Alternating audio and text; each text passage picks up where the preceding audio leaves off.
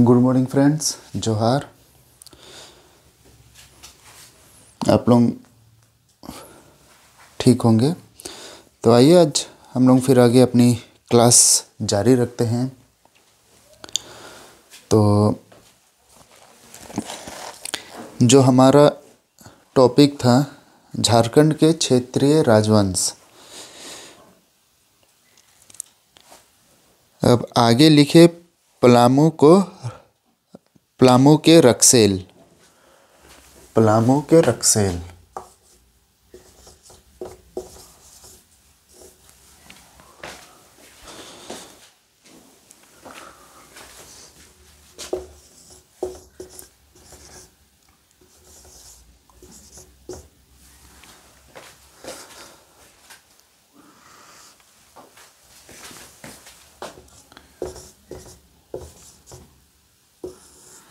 पलामू के रक्सेल।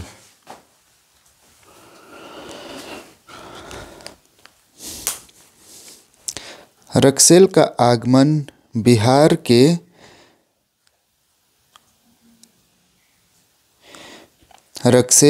आगमन बिहार के सीमावर्तीय इलाके रोहतासगढ़, वर्तमान में सासाराम से हुआ था। आप लोग पलामू के रक्सेल ऐसे अंडरलाइन करके फिर यहाँ से लिखना चालू कीजिए।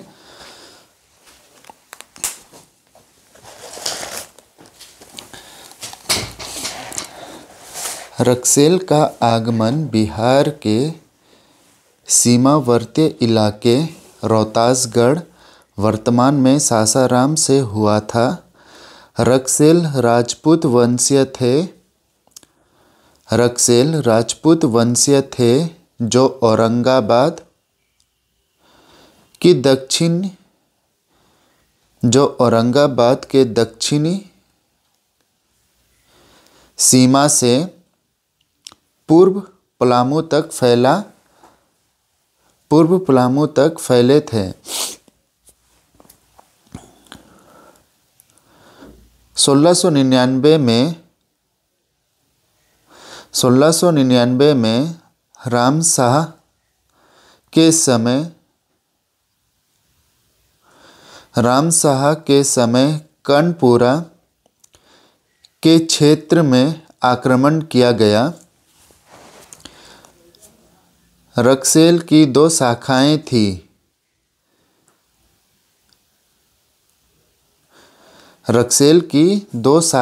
थी। मैं बता देता हूं और उसको आप लोग नोट डाउन कर लीजिएगा। देवगन, जो कि कहा मैंने, रक्सेल की दो शाखाएं थी। पहला देवगन से होकर हरहरगंज व महाराजगंज आए। हरहरगंज से होकर महाराजगंज आए। फिर चतरा की पंक्ति से होकर आए थे।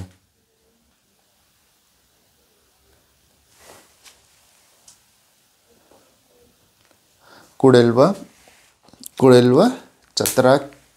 चतरा व पंक्ति से होकर आए थे।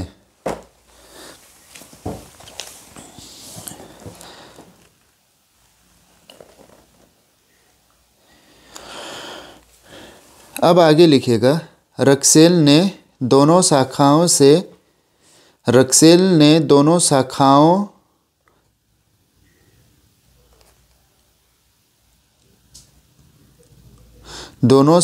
के किले बनवाए। रक्सेल ने दोनों शाखाओं के किले बनवाए तथा दोनों को राजधानी घोषित की। अगला पॉइंट में लिखिएगा।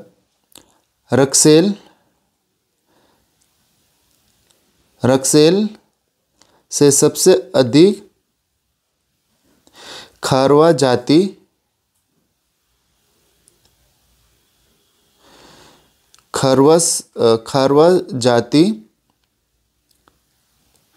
सर्वाधिक संख्या में पाए गए। खारवा की सबसे अधिक संख्या प्राप्त खारवाओं की सबसे अधिक संख्या प्रताप प्रताप प्रताप धवल के समय थी। रक्सेल रक्सेल को सबसे अधिक रक्सेल को सबसे अधिक परेशान चोरों ने किया। रक्सेल को सबसे अधिक परेशान चोरों ने किया। 1000 ईसा पूर्व,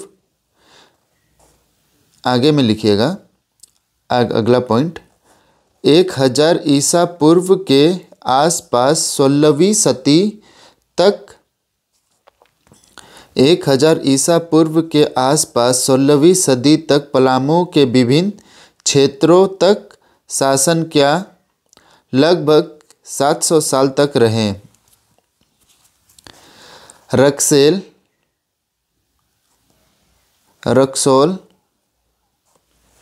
रक्सोल और रक्सेल सेम है। रक्सेलो आर नागवंशी की दूसरी लड़ाई कोरम्बो में हुई। रक्सेलो आर नागवंशी की दूसरी लड़ाई कोरम्बो में हुई, जो इतना भीषण माना जाता है कि यह झारखंड का हल्दी घाटी के नाम से भी जाना जाता है। यह लड़ाई छात्रकण और रक्सेलो के बीच हुई थी। यह लड़ाई छात्रकण और रक्सेलो के बीच हुई थी। छात्रकण ने ही विष्णु की प्रतिमा स्थापित की थी। छात्रकण ने ही विष्णु की प्रतिमा स्थापित की थी। 13 अगस्त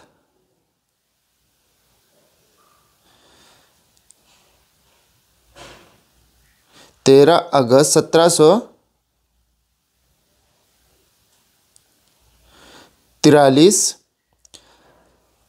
31 अगस्त 1743 को पेशवा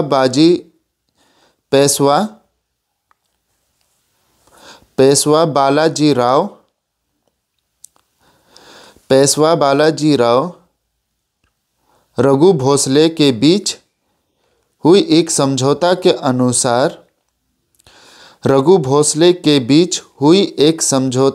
अनुसार झारखंड क्षेत्र पर रघुजी भोसले का प्रभाव स्थापित हुआ।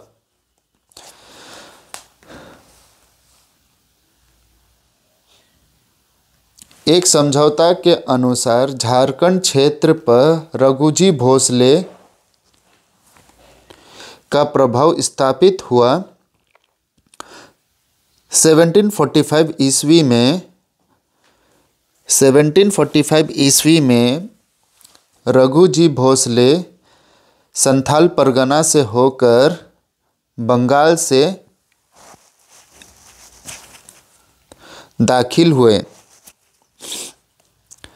1745 ईस्वी में रघुजी भोसले संथाल परगना से होकर बंगाल में दाखिल हुए।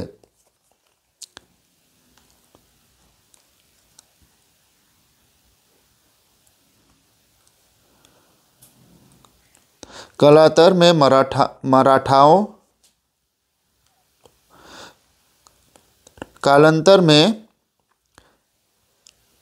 मराठों में छोटा नागपुर, खारसा, पलामू, मानभूम आदि क्षेत्र में जमकर शोषण किया। मराठाओं में छोटा नागपुर, खारसा, पलामू, मानभूम आदि क्षेत्रों का जमकर शोषण किया। अब आगे हम लोग लिखते हैं पलामू के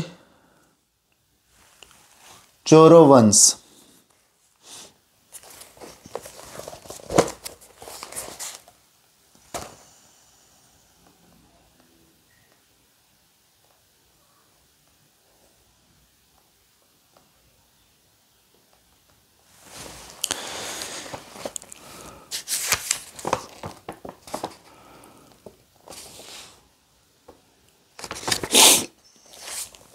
अब आगे लिखते हैं पलामू के चोरो वंश।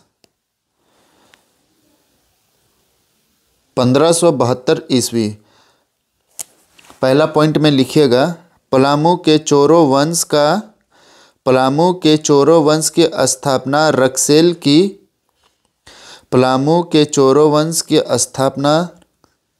रक्सेल के प्रजापति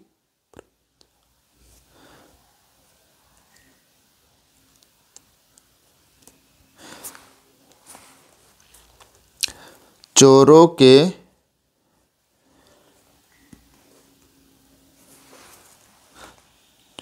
पलामू के चोरो वंश की स्थापना रक्सेल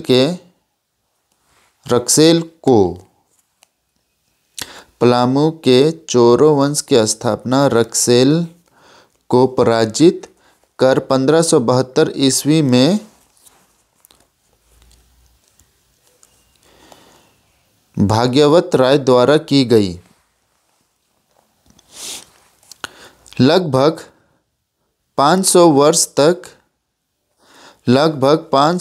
तक का चोरो वंश 4 राज्यों की सीमा को स्पर्श करता था। लगभग 500 वर्ष तक चोरो वंश 4 राज्य की सीमा को स्पर्श करता था। पहला झारखंड का पश्चिम भाग, दूसरा यूपी का दक्षिण पूर्वी सीमा, तीसरा छत्तीसगढ़ का पूर्वी सीमा और चौथा उड़ीसा की सीमावर्ती तक फैला था। इसके बाद तीसरा पॉइंट में लिखे सर्वप्रथम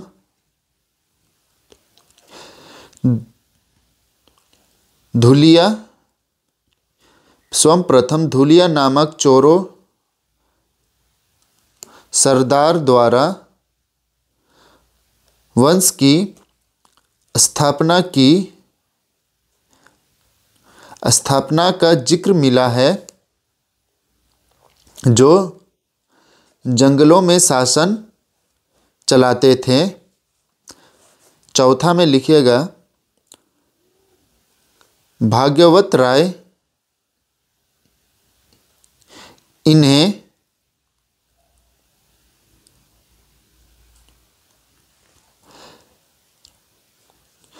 सरागुंज में स्थापित रक्सेल राजपूत परिवार को हटा दिया।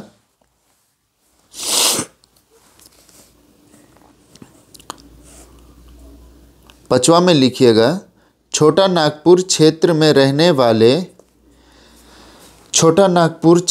रहने वाले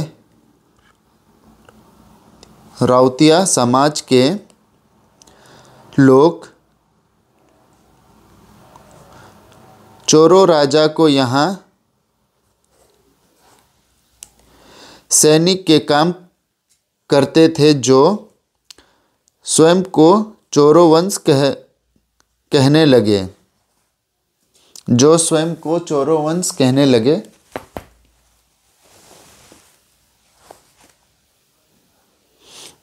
चोरो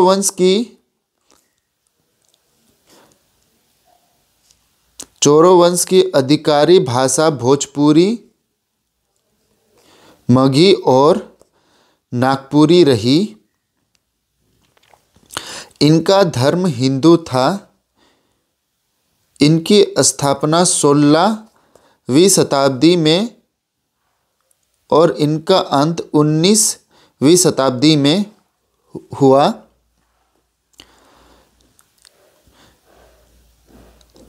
जगदीशपुर मेला फूलचंद तथा अंग्रेज अधिकारी करसन ने किया था। मोदिनी राय, अगला पॉइंट में लिखिएगा मोदिनी राय 1658 से 1674। मोदिनी राय 1658 बाई 1674। इसके बाद आगे फिर लिखिए पहला पॉइंट देकर, मोदिनी राय चोरो वंश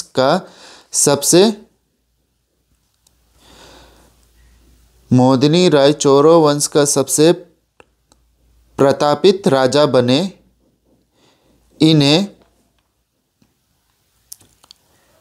नासी राजा कहा जाता था।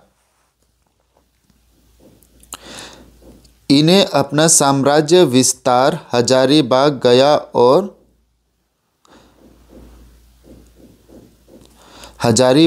गया और सारगुंज में स्थापित किया।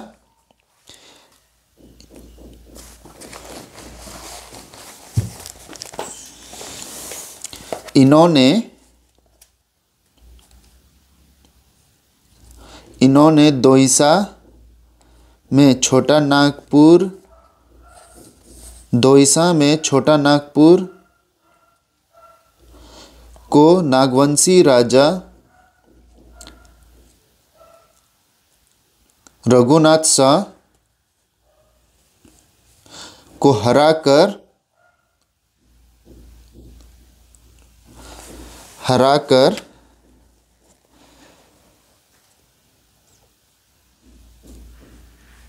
7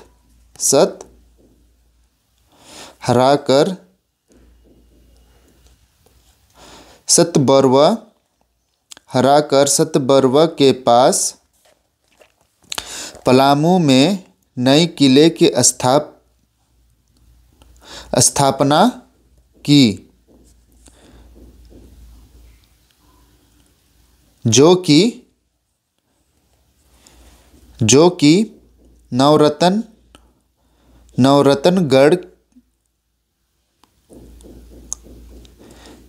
नवरत्नगढ़ का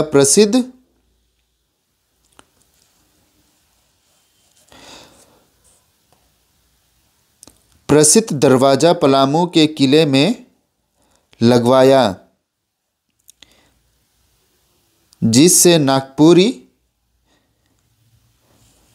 नागपुरी दरवाजा के नाम से भी जाना जाता है। पलामू का पूर्व नाम मोदिनी नगर इन्हीं नाम पर जाना जाता है। औरंगजेब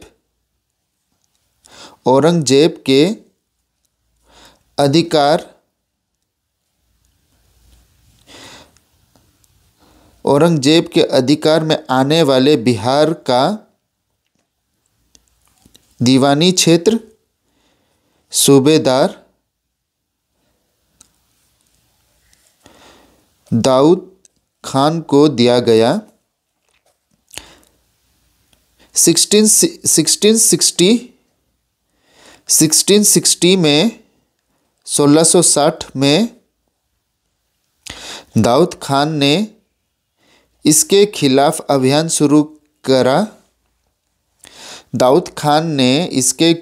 अभियान शुरू कर दिया। चैनपुर लिखने के बाद ऑब्लिक करके गुमला लिखिएगा। चैनपुर, गुमला, मुंगेर तथा पलामू के राजा ने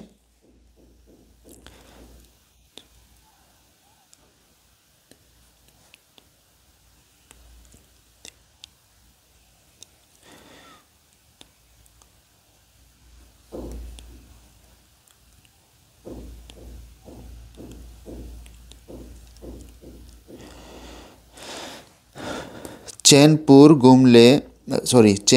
गुमला, मुंगेर तथा पलामू के राजा ने जागीरदारी देने से मना कर दिया। साथ ही इस्लाम धर्म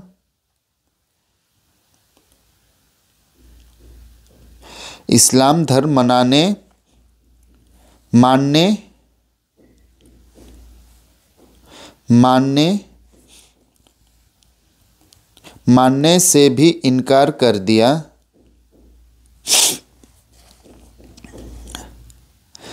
कृषि व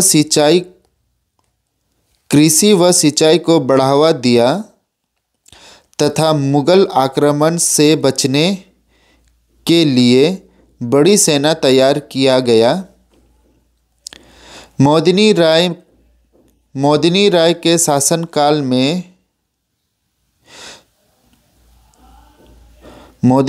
शासनकाल में चोरो वंश का स्वर्ण युग कहा जाता है। चोरो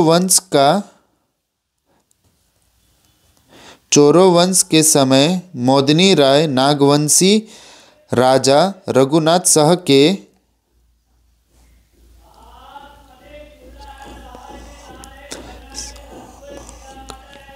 समकालीन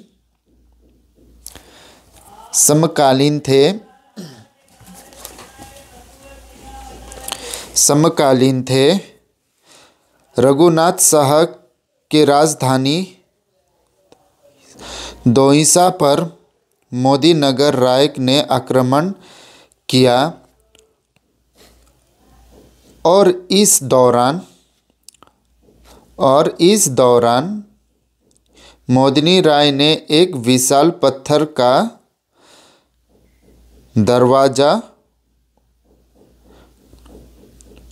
दरवाजा उठाकर ले गया, जो पलामू के किले पर लगवाया, जिसे नागपुरी दरवाजा के नाम से भी जाना जाता है। पलामू में पशुपालन का विकास के कारण वहाँ प्रचलित हुई धनी राजा मोदिनी राय घरे घरे बाजे है मथुनिया।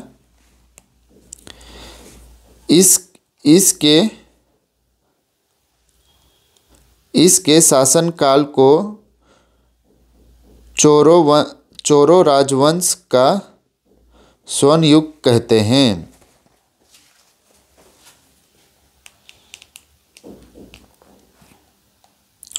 इसके शासनकाल को चोरो वंश का स्वर्ण युग कहते हैं।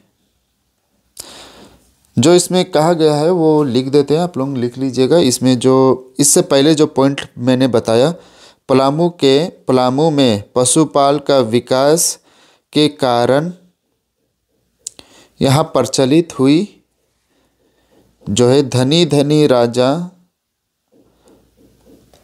मोदिनिया, घरे घरे बाजे है मोदिनिया। इतना ही हम लोग का बाकी था।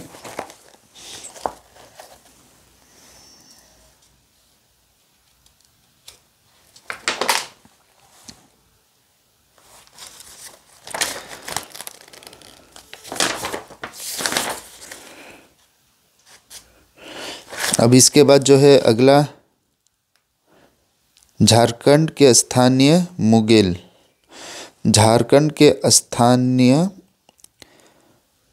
शासक और मुगल वंश ये है। अब आगे हम लोग करेंगे, बस इतना ही था जो बचा हुआ था क्षेत्रीय राजवंश। आशा करता हूँ कि आप लोग अपना पढ़ाई ध्यान से कर रहे होंगे। तब तक के लिए अपना ध्यान रखिए। जोहार।